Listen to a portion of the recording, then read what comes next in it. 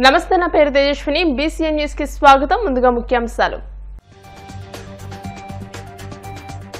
ముఖ్యమంత్రి చంద్రబాబుతో కలిసి ఢిల్లీలో కేంద్ర మంత్రులు నితిన్ గడ్కరీ, నిర్మలా సీతారామన్లను మర్యాదపూర్వకంగా కలిసిన కేంద్ర ఉక్కు భారీ పరిశ్రమల శాఖ సహాయ మంత్రి భూపతిరాజు శ్రీనివాస వర్మ. జనసేన ఎమ్మెల్సీ అభ్యర్థిగా కొనెదెల నాగబాబు నామినేషన్ దాఖలుకి అవసరమైన పత్రాలు సిద్ధం. అభ్యర్థిత్వాన్ని ప్రతిపాదిస్తూ 10 మంది శాసనసభ్యులు సంతకాలు. ఇళ్ల సమస్యలపై ఈ నెల 8 నుండి 16 వరకు సైకిల్ యాత్ర.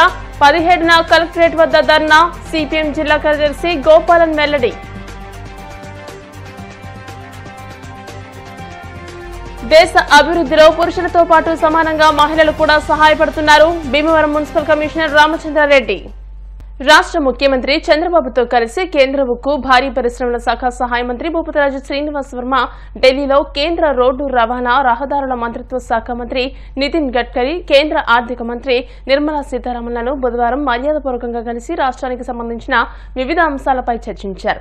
ముఖ్యంగా ఆంధ్రప్రదేశ్ అభివృద్ధిలో కీలకమైన జాతీయ రహదారుల నిర్మాణానికి తమ వంతు సహాయ సహకారం అందించాలని కేంద్ర మంత్రి గడ్కరీని విజ్ఞప్తి చేయగా ఆయన సానుకూలంగా స్పందించారు.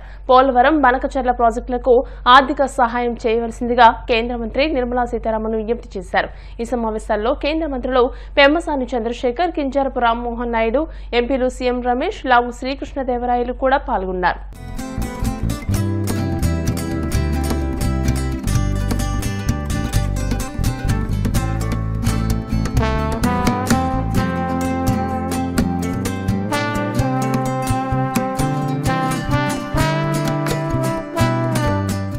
శాసనసభ్యులు ఎన్నుకునే ఎమ్మెల్సీ స్థానాల ఎన్నికల్లో భాగంగా జనసేన ఎమ్మెల్సీ అభ్యర్థిగా కొనెదెల నాగబాబు నామినేషన్ దాఖలుకు అవసరమైన పత్రాలు సిద్ధం చేస్తున్నారు. నాగబాబు అభ్యర్థిత్వాన్ని ప్రతిపాదిస్తూ 10 మంది శాసనసభ్యులు సంతకాలు చేశారు. రాష్ట్ర పౌర సరఫరాల శాఖ మంత్రి నాదెండ్ల మనోహర్, ఎమ్మెల్యేలు పీఎస్సీ చైర్మన్ పులపర్తి రామాంజనేయులు, మండలి బుద్ధప్రసాద్, లోకం నాగమాధవి, ఆరణి శ్రీనివాసులు, పంచకర్ల రమేష్ బాబు, సుందరపు విజయ్ కుమార్, పచ్చమట్ల ధర్మరాజు, అరవ శ్రీధర్, బత్తుల బలరామకృష్ణ, పంతం నానాజీలు సంతకాలు చేశారు.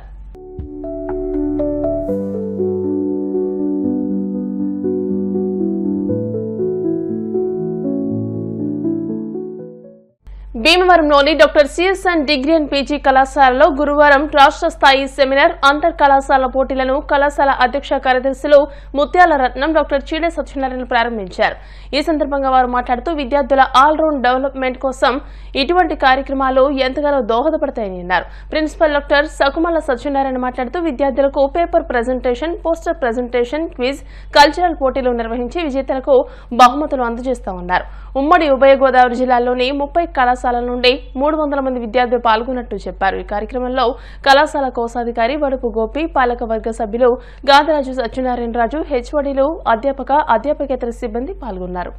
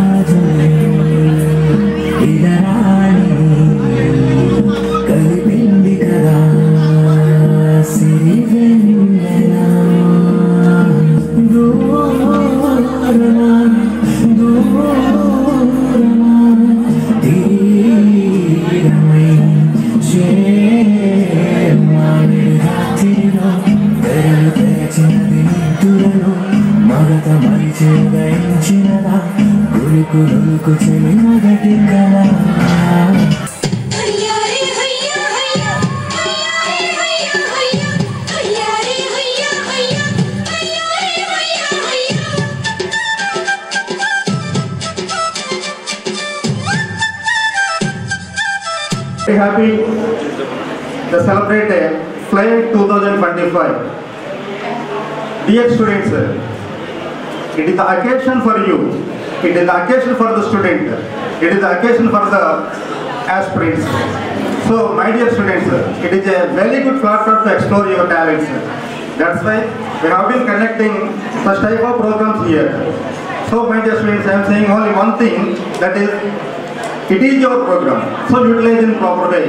Already, today's all events are shorted. Once for paper presentation, poster presentation, quiz and cultural activities also followed by the inauguration function. So, utilize your time. Once again, I wish you all the best. Central government scheme ద్వారా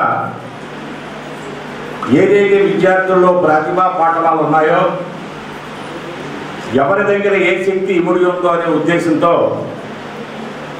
drawing కానీ, debating కానీ, మరి యొక్క cultural activities కానీ మీ యొక్క ప్రతిభా పాఠవాలను బయటికి తీసుకొచ్చి వాటికి వెన్నెత్తించి ఈ దేశానికి మీరు ఉపయోగపడే పౌరులుగా తీర్చిదిద్దాలనే ఉద్దేశంతో ఇవాళ మన ప్రధానమంత్రి మోడీ గారు ఎన్నో సంస్కరణలు, అదేవిధంగా మన రాష్ట్ర విద్యా శాఖ మంత్రి లోకేష్ గారు కూడా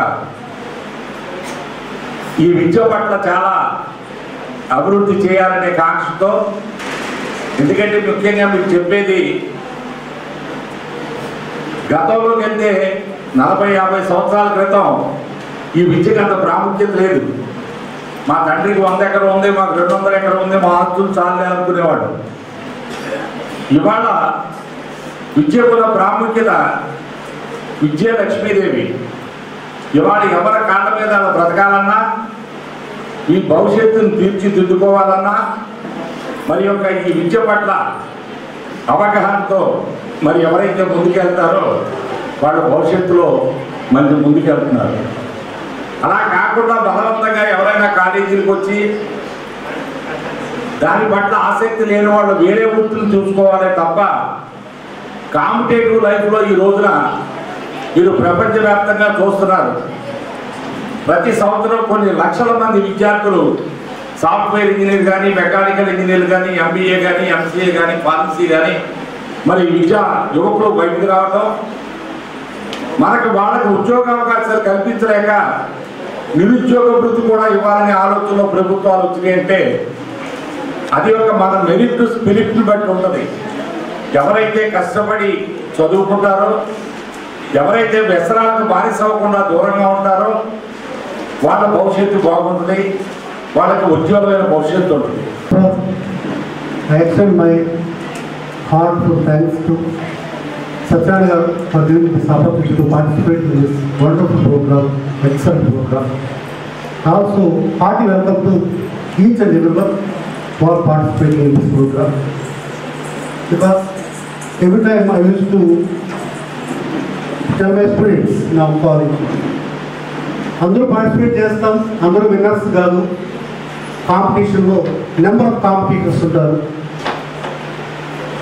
ఫస్ట్ స్టెప్, సక్సెస్కి ఫస్ట్ స్టెప్ పార్టిసిపేట్ చేయడం. Initiation is the first step for the success. So success అంటే విన్నర్స్ అనేది very few, 1 or 2 or 3 or 4 ఉంటారు. కానీ పార్టిసిపేట్ చేయడమే 50% సక్సెస్. సో ఆ ఇనిషియేషన్ తీసుకుని ఒకటే చెప్తా, you are different from the others who are studying in your colleges. మీ కళాశాలలో చదువుతున్న మిగిలిన విద్యార్థుల కన్నా మీరు చాలా డిఫరెంట్. ఇందాక మన ప్రెసిడెంట్ గారు చాలా చక్కగా చెప్పారు. ఈ రోజున యువత ఏ రకంగా ఉండాలి, వారి భుజస్కంధాల మీదే మన దేశ భవిష్యత్తు ఆధారపడింది అనేటువంటి విషయం ప్రతి వారు చెప్తారు, మీకు కూడా తెలుసు. ఈ కళాశాలలో మీరు నేర్చుకున్నటువంటి విద్య 2 రకాలుగా ఉంటుంది. ఒకటి ఉపాధికి సంబంధించినటువంటి విద్య ఉంటుంది. అది గవర్నమెంట్ వారు, యూనివర్సిటీ వారు ఆదేశించినటువంటి సిలబస్ ప్రకారం క్షుణ్ణంగా నేర్చుకొని దాన్ని అమలు చేసి మీ జీవితంలో ఉపాధి పొందడానికి ఉపయోగపడుతుంది. రెండవది personality development, co curricular activities ఇవన్నీ కూడా నిర్ణయిస్తాయి. ఈ co-curricular activities, extra curricular activities ప్రతి ఒక్క విద్యార్థి యొక్క పర్సనాలిటీని నిర్ణయిస్తుంది కాబట్టి దానికి కరికులర్గా ఎంతైతే మనం ప్రాముఖ్యత ఇస్తున్నామో వీటికి కూడా అంతే ప్రాముఖ్యత ఇవ్వాల్సినటువంటి అవసరం ఉంది. ఆ విషయాన్ని న్యాక్ వాళ్ళు చాలా ఖచ్చితంగా నిర్దేశించడం జరిగింది. దాంట్లో క్రైటీరియా 5లో స్టూడెంట్ డెవలప్మెంట్ యాక్టివిటీస్ అన్నీ కూడా స్పష్టంగా చెప్పడం జరిగింది. దాంట్లో భాగంగానే ఈ రోజున ఈ ఫ్లేయర్ ఈ కాంపిటీషన్స్ ఏర్పాటు చేయడం జరిగింది. ఎందుకంటే దీంట్లో పార్టిసిపేట్స్ అందరూ కూడా అందరం చూసాం, ఎంత చక్కగా మాట్లాడుతున్నారు. కృష్ణ గారు కూడా అన్నారు, మీరు మాట్లాడడం నేర్చుకోండి. సో ఈ మాట్లాడడం నేర్చుకోవడానికి మేము కాలేజీలో అవకాశం ఇవ్వాలి. ఏ కాలేజీలో సెమినార్లు ఇవన్నీ కూడా గ్రూప్ డిస్కషన్స్ అన్నీ పెట్టి వాళ్ళకి ధైర్యాన్ని నింపి మాట్లాడేటువంటి అవకాశం అక్కడ ఇస్తుంది. ఇక్కడ రకరకాలైనటువంటి కాలేజీకి వచ్చినటువంటి వాళ్ళు మిగిలినటువంటి స్నేహితులకు స్నేహం చేసుకోవడానికి, ఒకరికొకరు పరిచయం చేసుకోవడానికి, వాళ్ళ అభిప్రాయాలు ఎక్స్చేంజ్ చేసుకోవడానికి ఇదొక ప్లాట్ఫామ్గా ఉపయోగపడుతుందని చెప్పేసి కూడా మనం భావిస్తున్నాం. మీ టాలెంట్ బయటికి తీయడానికి, మీ టాలెంట్ బయటికి చెప్పుకోవడానికి ఈ ప్లాట్ఫామ్ చాలా బాగా ఉపయోగపడుతుంది. ప్రతి సంవత్సరం కూడా ఇటువంటి సమావేశాలని, కాంపిటీషన్స్ని ప్రతి సంవత్సరం చేయాలని చెప్పేసి మేము భావిస్తున్నాం. ఇంత ఇళ్ల స్థలాల సమస్యలపై సిపిఎం 500 కిలోమీటర్ల ప్రజా చైతన్య జిల్లా సైకిల్ యాత్ర చేపడుతుందని సిపిఎం జిల్లా కార్యదర్శి జేఎన్వి గోపాల్ అన్నారు. గురువారం భీమవరంలో జరిగిన విలేకరుల సమావేశంలో మాట్లాడారు. ఈ నెల 8వ తేదీ నుండి 16వ తేదీ వరకు టిట్కో ఇళ్ల స్థలాలు మౌలిక సమస్యలపై ఈ కార్యక్రమాన్ని నిర్వహిస్తున్నామని, 17వ తేదీన కలెక్టరేట్ వద్ద ధర్నా నిర్వహిస్తామని తెలియజేశారు. జిల్లాలో ఇళ్ల స్థలాల సమస్య తీవ్రంగా ఉందని, జిల్లాలో టిట్కో ఇళ్లు భీమవరంలో 8,352, పాలకులలో 6,144, తాడపల్లిగూడెంలో 5,376, తణుకులో 912, మొత్తం 20,784 మంజూరయ్యాయని, వీటిలో 8,736 ఇళ్లు లబ్ధిదారులకు అందించారని, వీరిలో 50% మంది మౌలిక సౌకర్యాలు లేక తిరిగి వెళ్లిపోతున్నారని అన్నారు. జిల్లాలో 1,00,000 కుటుంబాలకు హౌసింగ్ సమస్యగా ఉందని, దీనిపై పోరాడతామని అన్నారు. సమావేశంలో చింతకాయల బాబురావు పాల్గొన్నారు. మన జిల్లాలో ఇళ్ల సమస్య అన్నది ఒక ముఖ్యమైన సమస్యగా మేము గుర్తించాం. దీని మీద మార్చి 8 నుండి 16వ తారీఖు వరకు ఒక 8 రోజుల పాటు జిల్లాలో సైకిల్ యాత్ర, ఒక ప్రజా చైతన్య పేరుతోటి సైకిల్ యాత్రల్ని నిర్వహిస్తున్నాం. అంటే 450 నుంచి 500 కిలోమీటర్ల వరకు మొత్తం ఈ యాత్రలో తిరుగుతాం. 17వ తారీఖున జిల్లా కలెక్టరేట్ దగ్గర ధర్నా కూడా నిర్వహించబోతున్నాం. అంటే టిడ్కో ఇళ్ల స్థలాలు, అలాగే కాలనీల్లో మౌలిక సౌకర్యాలు, ఈ సమస్యల పరిష్కారం కోరుతూ ప్రజల్లోకి వెళ్ళడం, ప్రజలను కదిలించడం అది ఈ ప్రోగ్రామ్ని మీ అందరి దృష్టి కూడా తీసుకురావడం కోసం ఈ ప్రెస్ మీట్ ఏర్పాటు చేస్తాం. టిడ్కో ఇళ్ళు అన్నది భీమవరంలో ఉన్నాయి. పాలకొల్లు, తాడేపల్లిగూడెం ప్రధానంగా నిర్మాణం చేస్తూ ఉన్నారు. మన జిల్లా మొత్తంగా 20,784 టిడ్కో గృహాలని దాదాపుగా నిర్మించారు. కొద్దిగా నిర్మించాల్సిన అవసరం ఉంది. అంటే వీళ్ళందరికీ 20,780 మంది, 20,000 మంది లబ్ధిదారుల్ని ప్రభుత్వం గుర్తించింది. కానీ ఇళ్ళు నిర్మాణం అయ్యింది. కానీ ఇంతవరకు దీంట్లో 40% మందికి మాత్రమే లబ్ధిదారులకి ఇళ్ళు ఇచ్చారు తప్ప మిగిలిన వారికి ఇంతవరకు ఇవ్వలేదు. ఇచ్చిన వారికి కూడా అక్కడ మౌలిక సౌకర్యాలు కల్పించకపోవడం వల్ల ఇచ్చిన వారిలో కూడా తిరిగి సగం మంది అక్కడ ఎటువంటి సౌకర్యం లేక తిరిగి సగం మంది పైగా వెళ్ళిపోయారు. ఈ రకంగా టిడ్కో ఇళ్ళు సమస్య అన్నది ఒక తీవ్రంగా ఉంది. ఆ ఇళ్ల సమస్య కూడా ఎలా తయారైందంటే, ఎండకెండి వానకు తడిసి ఆ ఇళ్ళన్నీ కూడా శిథిలావస్థ చేరుకున్నాయి. అంటే ఏళ్ల తరబడి నిర్మాణం అయిన తర్వాత కూడా లబ్ధిదారులకు ఇవ్వకపోవడం వల్ల ఇవి పాడైపోవడం, శిథిలావస్థ చేరడం అంతా కూడా డ్యామేజ్గా తయారవుతున్నాయి. అందువల్ల టిడ్కో ఇళ్ళు సమస్య మీద కూడా మేము ఏదైతే ఇప్పుడు ఈ సైకిల్ యాత్ర నిర్వహిస్తున్నామో ఇది ఒక ప్రధాన సమస్యగా ఈ కార్యక్రమం తీసుకున్నాం. దాదాపు మా అంచనా ఏంటంటే 1,00,000 కుటుంబాల సమస్యగా మేము దీన్ని భావిస్తున్నాం. ఎందుకంటే 64,000 కాలనీల్లో, ఏదో జగనన్న కాలనీలు అని గతంలో చెప్పారు, ఇప్పుడు ఎన్టీఆర్ కాలనీలు అన్నారు, ఏవైతే ఉన్నాయో అవి 64,000 కుటుంబాలు. అలాగే 20,000 టిడ్కో గృహాలకు సంబంధించి, అది కాకుండా ఇళ్ల బకాయిలకు సంబంధించి అదొక 25,000 కుటుంబాలకి ఉంది. ఇవి కాకుండా ఇళ్ల స్థలాలు రావాల్సినటువంటి వాళ్ళు కొత్తగా అర్హులు కూడా వేలాది మంది ఉన్నారు. అందులో 1,00,000 మందికి పైగా ఒక ప్రజా సమస్యగా హౌసింగ్ ఇష్యూ అన్నది ఉంది. అందువల్ల దీని మీద మేము ప్రజల్లోకి విస్తృతంగా వెళ్ళి సైకిల్ యాత్ర ద్వారా గ్రూప్ మీటింగ్లు పెట్టి వాళ్ళని కలుసుకుని వాళ్ళని చైతన్యవంతం చేసి ప్రభుత్వం దృష్టి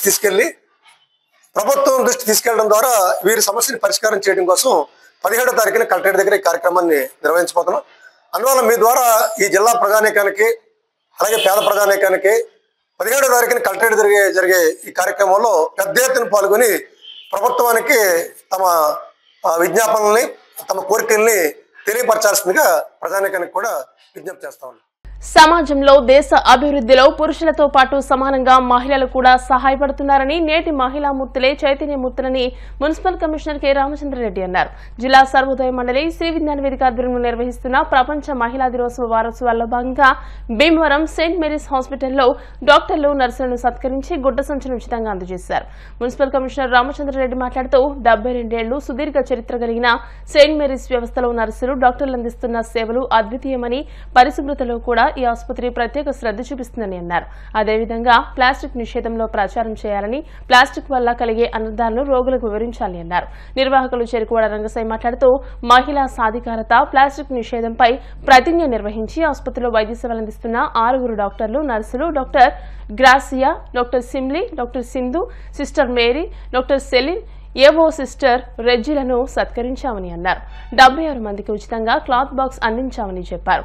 నిషేధ కమిటీ సభ్యులు కంతటి వెంకటరాజు, అసిస్టెంట్ కమిషనర్ వెంకటేశ్వరరావు, కడలి వెంకటేశ్వరరావు తదితరులు ఈ కార్యక్రమంలో పాల్గొన్నారు.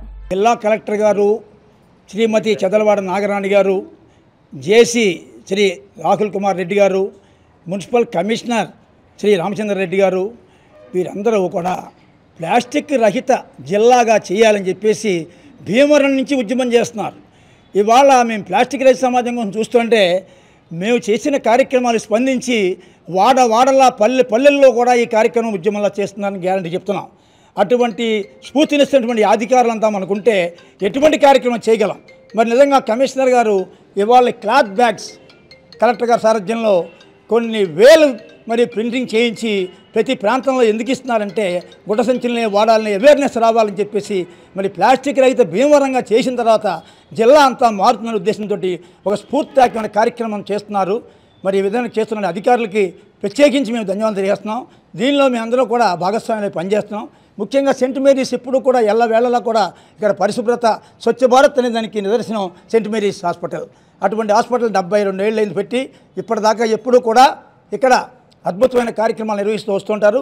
ఇవాళ కమిషనర్ గారి సమక్షంలో వీళ్ళందరికీ గుడ్డ సంచులు పంచిపెట్టాం. ఇక్కడ పేషెంట్స్ అందరికీ కూడా పంచిపెడతాం. ఇలాగే మారుమూల ప్రాంతాల్లో కూడా ఈ కార్యక్రమం చేస్తాం. కంతేటి వెంకటరాజు గారు, నేను దీంట్లో ఉన్నాం. మన అందరం కూడా కలిసి నవ సమాజ స్థాపనకు కృషి చేయాలని కోరుతున్నాం. జిల్లా అధికారులు యొక్క సూచనల మేరకు ఈ ప్లాస్టిక్ నిషేధించాలనేటువంటి ఉద్దేశంతో మరి అందరూ కూడా పాటుపడాలి. అధికారులే కాకుండా మనం కూడా దీంట్లో భాగస్వాములు అవ్వాలనే ఉద్దేశంతో మేము అందరూ కూడా రంగసాయి గారు విజ్ఞాన వేదిక ఆధ్వర్యంలో మేము అందరూ కూడా అదేవిధంగా ఈరోజు హాస్పిటల్ సిబ్బంది, సెయింట్ మేరీస్ హాస్పిటల్ సిబ్బంది, అలాగే పేషెంట్లు అందరూ కూడా ఎవరు వచ్చినా సరే గుడ్డ సంచులే వాడాలని చెప్పి వారు తెలియజేశారు. అందరూ కూడా ఇదేం పాటించాలని కోరుకుంటున్నాం. మనుషులకే కాకుండా పశుపక్షాదులకు కూడా ఈ ప్లాస్టిక్ వల్ల అనేకమైనటువంటి ఇబ్బందులు తలెత్తుతున్నాయి. సో దాంట్లో భాగంగా ఈ కార్యక్రమం చేపట్టడం అనేది, ప్లాస్టిక్ నిరోధించడానికి ఈ కార్యక్రమం చేపట్టడం అనేది చాలా ఆనందంగా ఉంది. అందరం ఇందులో పాల్గొంచుకోవాలని కోరుకుంటున్నాం. అందరూ ప్లాస్టిక్ నిర్మూలించడానికి మన వంతు సహాయం అందించాలి. ఇప్పుడు కాసేపు ప్రకటనలు.